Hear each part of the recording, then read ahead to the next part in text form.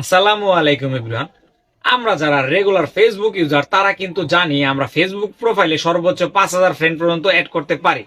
তারপরে যদি আমাদের কোনো প্রকার ফ্রেন্ডের প্রয়োজন হয় সেক্ষেত্রে আমাদের প্রফেশনাল মোড অন করে ফলো টু ফলো দিয়ে কিন্তু আমাদের ফ্রেন্ড লিস্টে অ্যাড করতে হচ্ছে।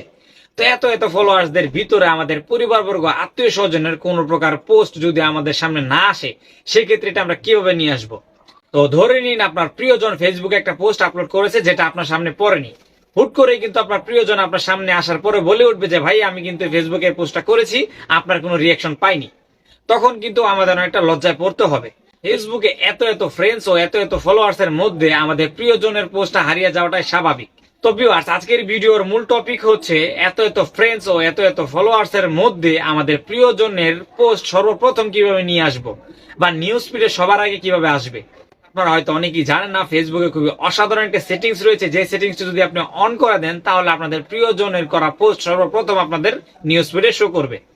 তো এটি কিভাবে করবেন চলুন সেটি দেখিয়ে দিচ্ছি আজকের ভিডিওতে। তো ভিডিওটি শুরু করার আগে ছোট্ট একটি রিকোয়েস্ট, আপনি যদি আমার চ্যানেলে নতুন দর্শক হয়ে থাকেন তাহলে আমার চ্যানেলটি সাবস্ক্রাইব করে পাশে থাকা বেল আইকনটি বাজিয়ে দেবেন, এবং আপনি যদি ফেসবুক পেজ থেকে আমার ভিডিওটি দেখে থাকেন তাহলে আমার ফেসবুক পেজটি ফলো দিয়ে সাথেই থাকুন। আর অবশ্যই আমার ভিডিওটি লাইক কমেন্ট শেয়ার করতে ভুলবেন না, কেননা আপনাদের ছোট্ট একটা লাইক কমেন্ট শেয়ার আমাদের ভিডিও তৈরি করতে উৎসাহিত করে। সো আমার ফোনের স্ক্রিনটি ফলো করুন, এই অসাধারণ সিস্টেমটি খুব সহজেই শিখতে পারবেন।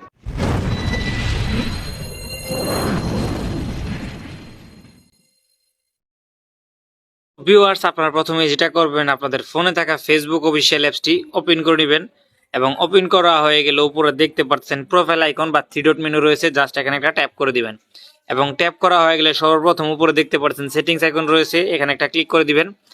এবং ক্লিক করা হয়ে গেলে এমন একটি ইন্টারফেস শো করবে, এখান থেকে নিউজ ফিডের এই অপশনটি খুঁজে বের করবেন, এবং খুঁজে বের করা হয়ে গেলে নিউজ ফিডে চলে যাবেন।